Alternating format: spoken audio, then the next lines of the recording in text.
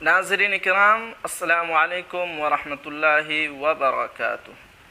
2459+1 के मदरसों को अनुदान के मुताल्लिक बहुत ही अहम ख़बर है दोस्तों।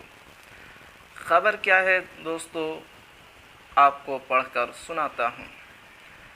2459 कोटि के वित्त रहित मदरसों को अनुदान की श्रेणी में लाने हेतु मधेपुरा से मदरसा शिक्षक ने माननीय मंत्री शिक्षा विभाग से मुलाकात कर 2459+1 कोटि के अंतर्गत वित्त रहित मदरसों को अनुदान की श्रेणी में लाने की अपील किया।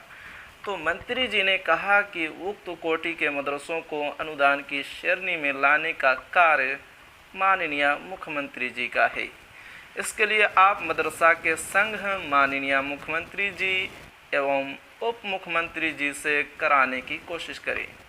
माननीय मुख्यमंत्री जी से आदेश होने के उपरांत ही उक्त कोटि के मदरसों को अनुदान की श्रेणी में लाने का कार्य होगा।